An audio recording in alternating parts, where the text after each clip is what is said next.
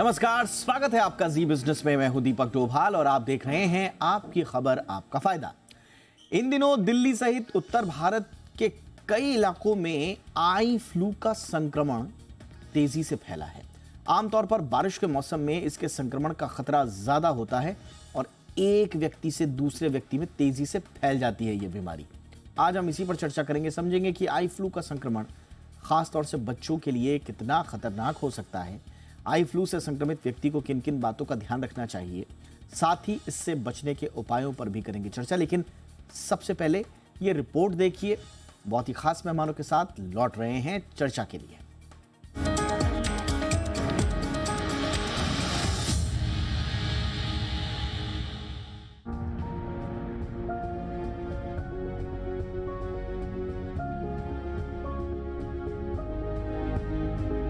दिल्ली सहित उत्तर भारत के कई राज्यों में आई फ्लू का संक्रमण तेजी से फैला है। दरअसल ये वायरल इन्फेक्शन है जो एडिनो वायरस के चलते होता है, लेकिन कई बार फंगस और बैक्टीरिया भी आई फ्लू के संक्रमण की वजह बन जाते हैं और संक्रमण के खतरे को और बढ़ा देते हैं।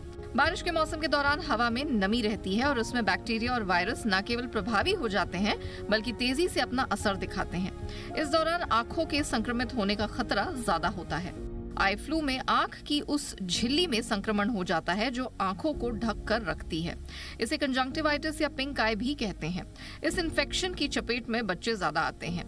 डॉक्टरों की माने तो आई ड्रॉप और कुछ जरूरी दवाओं से 1 हफ्ते के अंदर आई फ्लू का संक्रमण ठीक हो जाता है। ये बहुत खतरनाक संक्रमण भी नहीं है, लेकिन कई बार इसमें बैक्टीरियल इन्फेक्शन जुड़ने से ये परेशानी का सबब बन सकता है। बारिश का मौसम आते ही आंखों में चुभन, पानी निकलना, आंख लाल होना और आंखों में जलन होना शुरू हो जाए तो अलर्ट हो जाएं। ये आई फ्लू यानी कंजंक्टिवाइटिस के लक्षण हो सकते हैं। कंजंक्टिवाइटिस कुछ मामलों में बेहद संक्रामक हो सकता है और पहले से संक्रमित व्यक्ति के संपर्क में अगर दूसरा व्यक्ति आता है तो वह भी आई फ्लू का शिकार हो जाता है।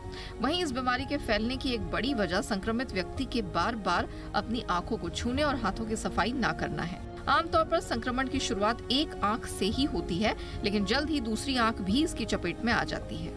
आई फ्लू के लक्षणों की बात करें तो आंखें लाल होना, जलन होना, पलकों पर पीला और चिपचिपा तरल पदार्थ जमा होना, आंखों में चुभन और सूजन आना, आंखों में खुजली होना और बार बार पानी आना इसके कुछ खास लक्षण हैं। इसके लक्षण नजर आते ही आंखों के विशेषज्ञ से संपर्क करना चाहिए। आई फ्लू से संक्रमित रोगी को अपनी आंखों की सफाई रखना जरूरी है।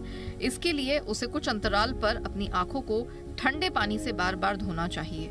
हाथों को भी बार बार साबुन से धोते रहना चाहिए। खासकर घर में किसी एक बच्चे को आई फ्लू का संक्रमण हुआ है तो घर के दूसरे सदस्यों में भी इसके होने का खतरा बढ़ जाता है।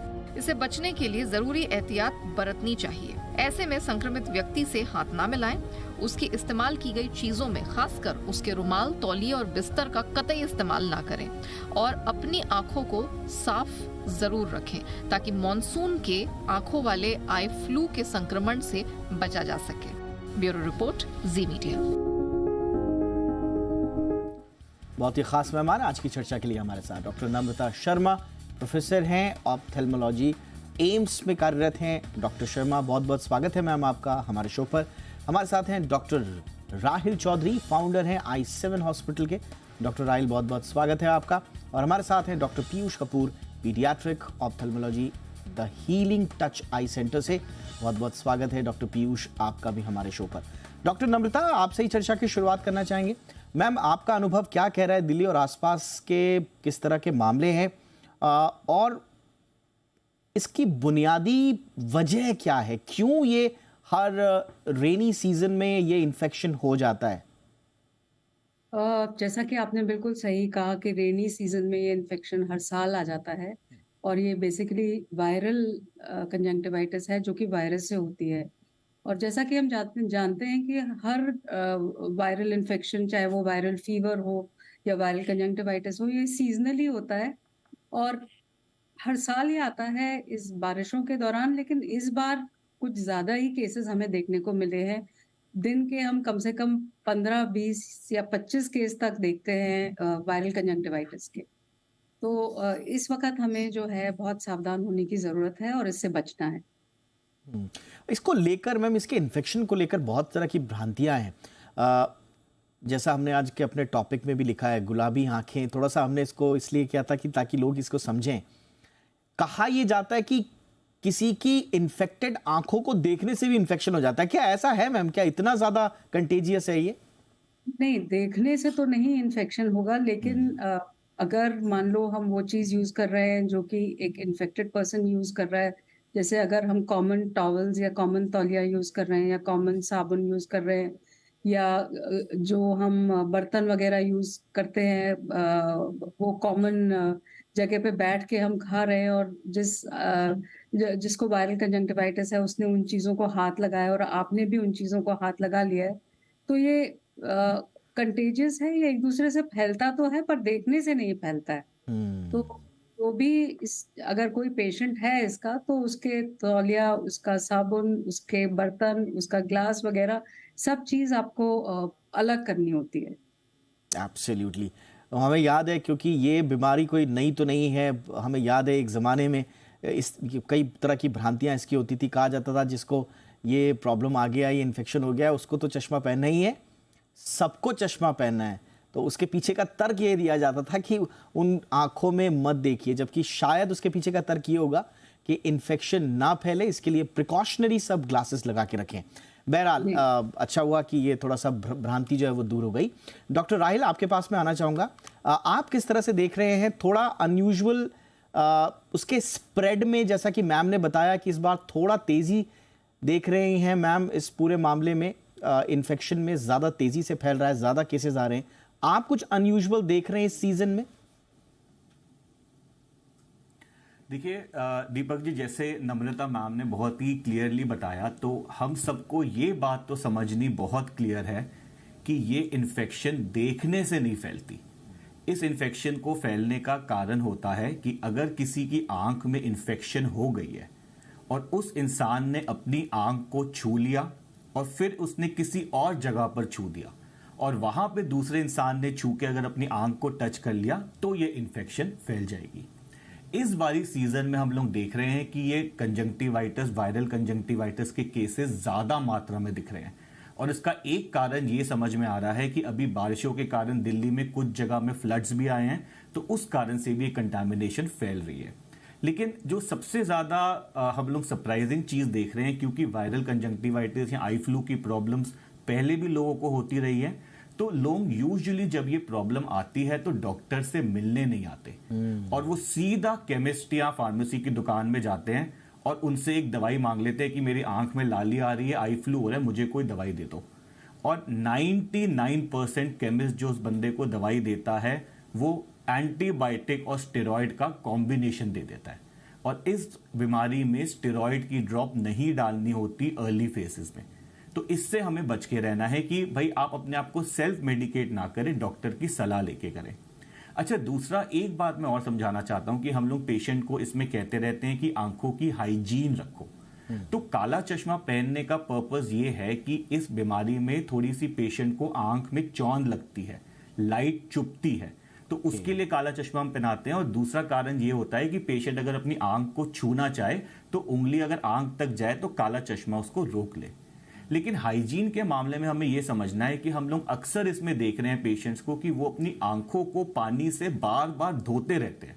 उनको ये लगता है कि बार बार आंखों को पानी से धो लो तो ये प्रॉब्लम जल्दी ठीक हो जाएगी। ये बिल्कुल एक मिथ है, इस तरह की चीजें आपको नहीं फॉलो करनी। अगर आपकी आंख में कोई डिस्चार्ज या पानी निकल रहा है तो आपको टिश्यू से साफ करना है, या आजकल आई वाइप्स आती हैं उससे साफ करना है, और फिर उस टिश्यू को या आई वाइप को फेंक देना है, उसको अपने पास रखना नहीं है। क्योंकि कई सारे लोग हैंकी ले लेते हैं, हैंकरचीफ रुमाल ले लेते हैं, उससे क्लीन करते रहते हैं और वो अपने पास रख लेते हैं। टॉवल्स ले लेते हैं, उससे क्लीन करते रहते हैं। तो इन सब से भी आपको बच के रहना है। साथ ही साथ जैसे डॉक्टर नम्रता ने बहुत क्लियरली बताया कि बहुत ही कंटेजियस प्रॉब्लम है, एक इंसान से दूसरे इंसान में एकदम स्पीड से फैलती है। तो स्कूल्स में और ऑफिसेज में हम लोग देखते हैं बहुत ज्यादा स्पीड से फैल रही है। तो आप कैसे इस प्रॉब्लम से बचें? तो उसके लिए 2-3 चीजों का ध्यान रखना हम लोग सजेस्ट करते हैं कि एक तो हाथों को कंटिन्यूअस धोते रहें, कि हाथ साफ रहेंगे तो आंखें बची रहेंगी। आंखों को जबरदस्ती छुए ना, आंखों को छूने से बचे इस टाइम पे।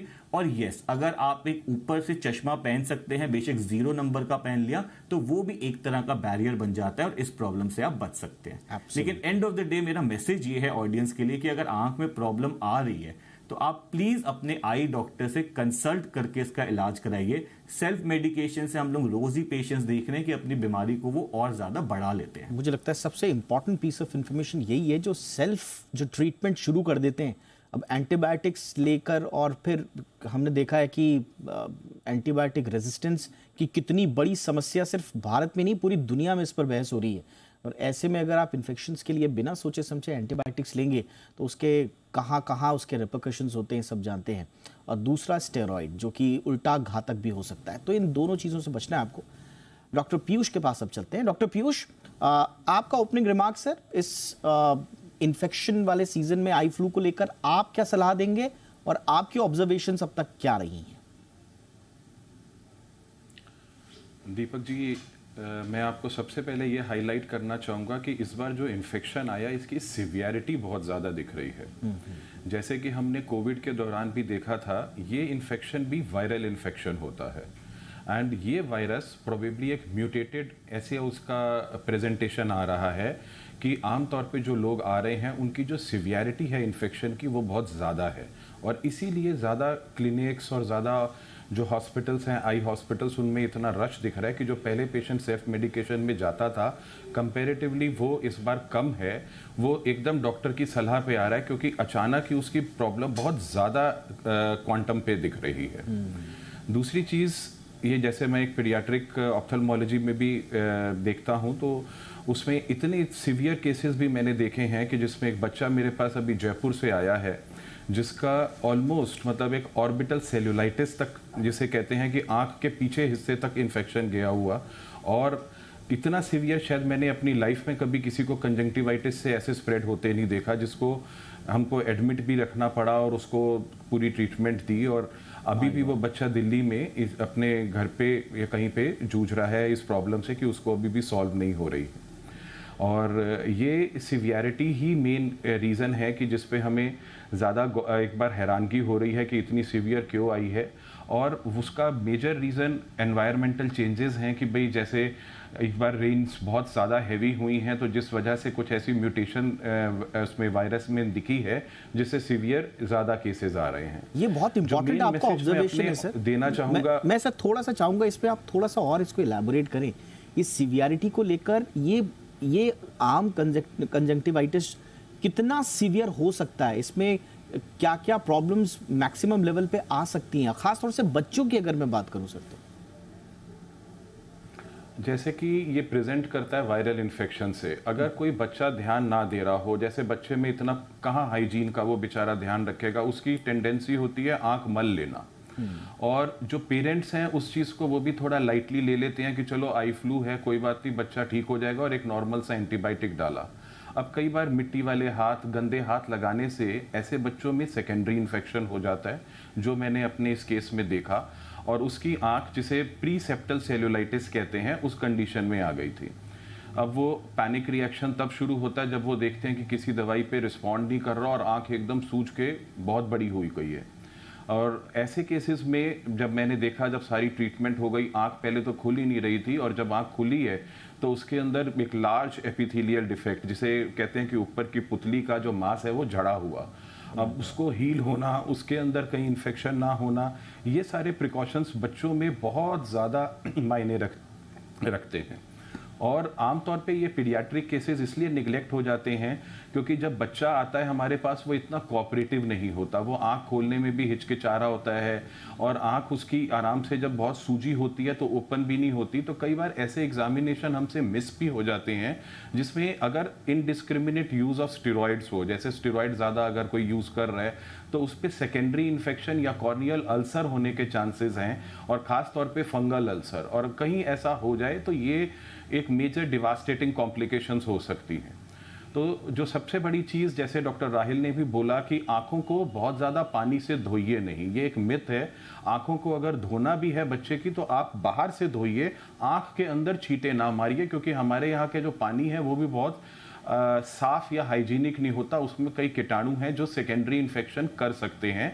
नॉर्मल जरा सी कोई रब करने पे बच्चे ने अगर मिट्टी वाला हाथ लगाया और कहीं कोई इंजरी हो गई और उस पर अगर आपने पानी डालना शुरू कर दिया तो वो कई बार कॉर्नियल अल्सर का रूप ले लेता है। तो इसलिए ये बहुत ध्यान रखना जरूरी है कि बच्चों को सिंपल एंटीबायोटिक्स यूज करें, स्टेरॉइड्स का यूज बच्चों में बिल्कुल ना करें, और बच्चों की आंखों को वाइप्स या ड्राई क्लॉथ से या कॉटन से, जैसे रुई उबाल के एक बाउल में रख लें और उसको दिन भर अपना रुई निचोड़ के उससे 2-3 बार आंखों को साफ करते रहें ताकि कीचड़ इकट्ठा ना हो। बच्चों को बाहर ज़्यादा ना निकलना दें, क्योंकि एक दूसरे से मिलकर आपस में टच करके वो औरों को भी स्प्रेड कर सकते हैं इन्फेक्शन। एंड एज पेरेंट्स आपको ये ध्यान रखना है कि अगर आप बच्चे को दवाई डाल रहे हैं, बच्चे का आप ख्याल रख रहे हैं, तो बार बार आप अपने हाथ धोते रहें और आप गलती से अपने उन कंटेमिनेटेड हाथों से अपनी आंखों को टच बिल्कुल ना करें। एब्सोल्युटली। देखिए, मुझे लगता है कि कोरोना ने एक बड़ा सबक ये दिया है कि जो इस तरह की कंटीजियस जो बीमारियां होती हैं, चाहे वो किसी भी रूप में आए, चाहे वो आई फ्लू के रूप में आए या वायरल इन्फेक्शन के रूप में आए, एक बेसिक हाइजीन का जो एटिकेट है वो तो सब में आ ही जाना चाहिए। और डॉक्टर साहब भी वही चीज़ें बता रहे हैं कि सिंपल से आपको कैसे इसको फैलने से रोकना है। इसमें भी शायद चेन ब्रेक वाली ही बात होगी, अगर मैं सही हूं तो। एक छोटा सा ब्रेक मैं ले लेता हूं। ब्रेक के उस पार अब तीनों मेहमानों से कुछ और सवाल पूछेंगे। देखते रहिए आपकी खबर आपका फायदा।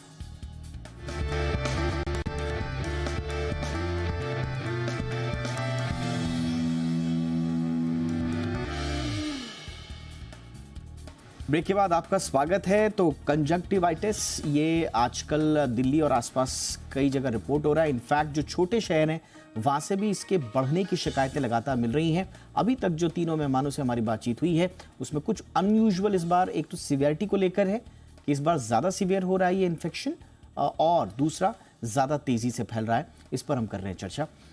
डॉक्टर नम्रता, क्या हम इसके रूट कॉज तक जा पा रहे हैं? मौसमी बीमारी है, ठीक है, लेकिन कहीं से तो ट्रिगर होती होगी। बहुत सारे लोग हाइजीन से इसको जोड़ते हैं। कई लोग बोलते हैं कि शायद एलर्जिक जो लोग होते हैं वो ज़्यादा प्रोन होते हैं। क्या इसका कोई रूट कॉज है जहां तक हम जा पाए ना? रूट कॉज तो इसका वायरस ही है। और जैसे कि हर साल होता है, हमारे आरपी सेंटर एम्स में भी होता है कि जब भी ऐसे केसेस आते हैं तो हम उनका स्पेसिमेन लेते हैं, जिसे हम कंजंक्टिवल स्पेसिमेन बोलते हैं, क्योंकि ये प्राइमरीली जो हमारी कंजंक्टिवा या जो सफेद भाग आप आंख का देख पा रहे हैं उसको अफेक्ट करती है। जो सफेद है वो पिंक हो जाता है, इसीलिए उसको पिंक आई बोलते हैं। तो हम स्पेसिमेन ले रहे हैं, जो भी हमारे पास केसेस आते हैं सबके हम कंजंक्टिवल स्वैब्स ले रहे हैं, और अभी तक जो भी हमने कल्चर करके देखा है उसमें हमें वायरस ही मिला है। मतलब ऑलमोस्ट 100% केसेस में हमें वायरस ही मिला है। तो इसका रूट कॉज तो वायरस है। लेकिन इसमें कई बार ये होता है कि अगर आपने स्टेरॉइड्स, जैसे पहले भी कहा जा रहा था, अगर यूज कर लिए तो सुपर एडेड बैक्टीरियल इन्फेक्शन हो सकता है, जो कि कॉम्प्लिकेशंस काफी कॉज कर सकता है। दूसरी बात यह है कि अगर कंजंक्टिवाइटिस सीवियर हो गई तो हो सकता है कि अभी ये वाला एपिसोड तो खत्म हो जाए और फिर उसके बाद ये दोबारा हो जाए। तो रेकरेंस होने के चांसेस एक तो इसमें ज्यादा होते हैं, और दूसरी चीज ये होती है कि ये जो काला भाग है या जो पुतली जिसे हम कहते हैं उसको भी अफेक्ट कर सकती है सीवियर केसेस में। और जब वो उसको अफेक्ट करती है तो जब खाली कंजंक्टिवा या हमारा सफेद वाला भाग अफेक्टेड होता है तो हमारी नजर पे या हमारी विजन पे कोई फर्क नहीं पड़ता। पर जब हमारी पुतली, जो काली पुतली होती है जिसके थ्रू हम देखते हैं, इस पे इफेक्ट होने लगे तो फिर हमारी नजर भी कम होने लगती है और हम 2-3 लाइन कम देखते हैं एज कंपेयर टू जो हम नॉर्मल देखते हैं। तो इसकी सिवियरिटी का अंदाजा इससे भी लगाया जा सकता है कि आपका कॉर्निया इफेक्ट हो रहा है या नहीं, और ये रेकर हो रही है या नहीं। इसीलिए कहा जाता है कि स्टेरॉइड्स यूज ना करें, क्योंकि होता यह है कि जब हम टॉपिकल स्टेरॉइड्स या स्टेरॉइड ड्रॉप्स यूज करते हैं तो शायद सिम्टोमेटिक रिलीफ या सिम्टम्स में तो आराम मिल जाता है, लेकिन जो वायरस की जो शेडिंग होती है या वायरस का जो रेकरेंस होने की का रेट होता है वो थोड़ा सा बढ़ जाता है।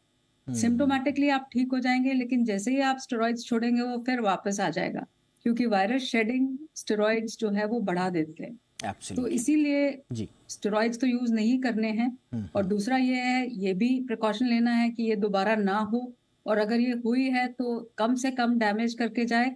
इसके लिए हम जो देते हैं ड्रॉप्स वो लुब्रिकेंट्स देते हैं, जैसे आर्टिफिशियल टीयर्स देते हैं। एंटीबायोटिक का ऐसा कोई रोल नहीं है वायरल कंजंक्टिवाइटिस में, क्योंकि बैक्टीरिया इसे कॉज नहीं करता। लेकिन एंटीबायोटिक का सिर्फ इतना ही रोल है कि सुपर एडेड बैक्टीरियल इन्फेक्शन या सुपर एडेड इन्फेक्शन नहीं होगा, तो ये ज्यादा सिवियर नहीं होगी, इसलिए हम एंटीबायोटिक्स देते हैं। और तीसरी चीज जो इन केसेस में हम देते हैं वो है एस्ट्रिंजेंट्स, जिससे कि लाली कम हो। ये 3 चीजें हम देते हैं, और प्लस हम पेशेंट को बोलते हैं कि आप कोल्ड फर्मेंटेशन करो तो थोड़ा बहुत सिम्टम्स में फायदा इससे भी होता है कि थोड़ा दर्द कम होगा, पानी भी थोड़ा कम आएगा। तो क्लासिकली आप देखेंगे इस वायरल कंजंक्टिवाइटिस में जो डिस्चार्ज होता है वो वाटरी होता है, मतलब पानी की तरह होगा। बिल्कुल। अगर ये बैक्टीरियल इन्फेक्शन है तो यही डिस्चार्ज का रंग पीला हो जाएगा, बट ऐसा नहीं होता। तो ये प्राइमरीली वायरस ही है, ऐसा हमने अपने कंजंक्टिवा की जो स्टडीज करी हैं कंजंक्टिवल स्पेसिमेन की, उसमें भी पाया है।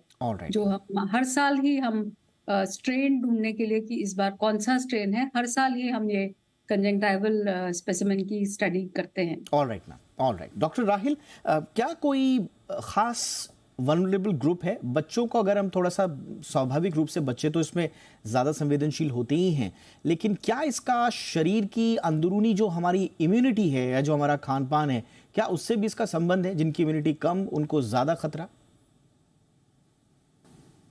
देखिए, इसका संबंध बहुत ज़्यादा तो नहीं है, लेकिन हम लोग ये समझते हैं कि अगर ओवरऑल बॉडी की हेल्थ अच्छी नहीं है तो इन इन्फेक्शंस का आंख में लगने का चांसेस ज्यादा हो जाता है। तो अगर आपकी इम्यूनिटी कम है, माल नरिशमेंट है, ओवरऑल बॉडी की हेल्थ इतनी अच्छी नहीं है, जैसे स्पेशली बच्चों की बात करें या एल्डरली लोगों की बात करें, तो उन केसेस में जो है इन्फेक्शन होने का जो चांस है वो थोड़ा ज्यादा हो जाता है।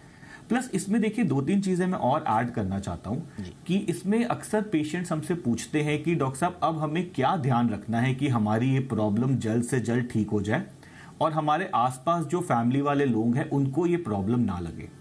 तो देखिए, इसमें भी हम जैसे डॉक्टर नम्रता ने अभी बताया कि 3-4 तरह की मेडिसिन चलेंगी और आपको ये दवाइयां यूजुअली 10 से 15 दिन डालनी होती है और ये प्रॉब्लम 99% खत्म हो जाती है अगर ये बहुत ज्यादा एडवांस स्टेज में ना पहुंचे।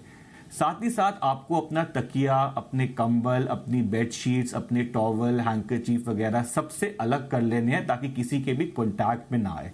स्पेशली जब आप हैंडल्स को टच कर रहे हैं, मोबाइल कंप्यूटर्स को टच कर रहे हैं, तो उनको सैनिटाइज करा जाए।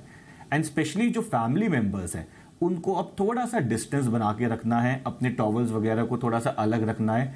कभी कभार मैं देखता हूं कि फैमिली मेंबर्स अपने आप ही एंटीबायोटिक ड्रॉप डालना शुरू कर देते हैं कि दूसरे की आंख में इन्फेक्शन हो गया, हम ड्रॉप्स आज से डालना शुरू कर देते हैं, हमारी आंख में इन्फेक्शन ना आए। तो देखिए, जैसे डॉक्टर नम्रता ने पहले भी बताया है कि ये जो प्रॉब्लम है ये वायरस की प्रॉब्लम है। इसमें एंटीबायोटिक का रोल सिर्फ इतना है कि एडेड इन्फेक्शन ना हो। तो अगर आप बैठ के एंटीबायोटिक ड्रॉप डालना शुरू कर देंगे तो उससे आपको बहुत ज्यादा कोई प्रोटेक्शन नहीं मिलेगा। बस एडवाइस ये रहती है कि आपका हाथ जो है वो गलती से आंख में ना टच हो जाए, तो आप एक ऊपर से एक बैरियर पहन सकते हो, 0 नंबर का चश्मा पहन सकते हो, तो थोड़ा सा उससे प्रोटेक्शन और अच्छी हो जाती है। बिल्कुल। डॉक्टर पीयूष, कुछ और आप ऐड करना चाहें, खासतौर से उन लोगों के लिए जिनको इन्फेक्शन हो गया है या घर में है तो वो ज्यादा संवेदनशील है, इन्फेक्शन का मैनेजमेंट कैसा हो सर? देखिए, मैं सबसे इंपॉर्टेंट चीज जो थोड़ी एक कंट्रोवर्सी के फॉर्म में एग्जिस्ट करती है, मैं उसके बारे में बोलना चाहूँगा। श्योर। जैसे हम लोग बात कर रहे हैं स्टेरॉइड्स बिल्कुल ना यूज करें, स्टेरॉइड्स बिल्कुल ना यूज करें। आई थिंक डॉक्टर नम्रता भी इससे एग्री करेंगी कि अंडर सुपरविजन अगर हमको कहीं पे इंडिकेशन एज ऑप्थेल्मोलॉजिस्ट दिखती है तो हमें कई बार स्टेरॉइड्स इसमें ऐड करने भी पड़ते हैं अगर इन्फ्लेमेशन या सूजन बहुत ज़्यादा होती है। ऑफ कोर्स स्टेरॉइड का एब्यूज़ नहीं होना चाहिए, लेकिन यूज स्टेरॉइड का होता है। मैं ये नहीं चाहता कि हमारे दर्शक कोई ऐसा मैसेज ग्रास्प करे कि अगर उसको किसी ने स्टेरॉइड दिया तो वो एकदम पैनिक में आ जाएं, क्योंकि कई ऑप्थेल्मोलॉजिस्ट ये स्टेरॉइड्स का यूज़ अब आज भी कर रहे हैं और काफ़ी हद तक यूज़ जेन्युइन भी है, मतलब वो ज़रूरी भी है कुछ इंडिकेशंस में।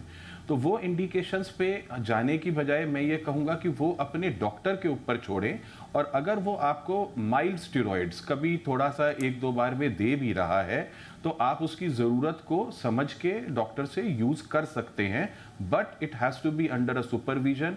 जैसे पहले मेंशन हुआ कि ये नहीं कि केमिस्ट से दवाई ली और आपने शुरू कर ली। एब्सोल्युटली, ये बहुत ज़रूरी है क्योंकि कुछ चीज़ों को भी पता होना चाहिए। जो चीज़ डॉक्टर के सुपरविजन में अगर डॉक्टर को लगता है तो उस एक्सटेंट तक वो जा रहे हैं तो उसमें भी पैनिक नहीं करना है। बिल्कुल सही आपने बोला, लेकिन सारी चीज़ें क्रक्स यही है कि एक तो डॉक्टर के सुपरविजन में आपको करना है और दूसरा अपने से डॉक्टरी शुरुआत नहीं कर देनी है, अपने से ट्रीटमेंट शुरू नहीं कर देना है। और बहुत सारी भ्रांतियाँ भी हैं, थोड़ा सा जिन लोगों को इन्फेक्शन हो जाता है उन्हें बड़ी हीन भावना से भी देखा जाता है। थोड़ा सा मैं यहाँ पर लोगों से कहूँगा यहाँ पर थोड़ा संवेदनशील रहें, इन्फेक्शन आगे नहीं फैलने देना है, ये सबको मालूम है, ये जागरूकता की बात है। लेकिन किसी को बिल्कुल ही बुली कर देना, स्कूल्स में हम बहुत देखते हैं कि बच्चों को बुली कर देना या तरह तरह के नामों से पुकारना, ये अच्छी बात नहीं है। एक स्वस्थ सोसाइटी के ये ठीक नहीं है और इसमें मेरे ख्याल से टीचर्स, इसमें स्कूल और पेरेंट्स सबका रोल बनता है। बहरहाल बहुत बहुत शुक्रिया आप तीनों का, आपने वक्त निकाला। Doctor Namrata, thank you so much. Doctor Rahil, बहुत बहुत शुक्रिया सर। डॉक्टर पीयूष, आपका भी बहुत बहुत शुक्रिया sir. Thank you so much तीनों का जुड़ने के लिए। आपकी खबर, आपका फ़ायदा में इतना ही। इजाज़त दीजिए, नमस्कार।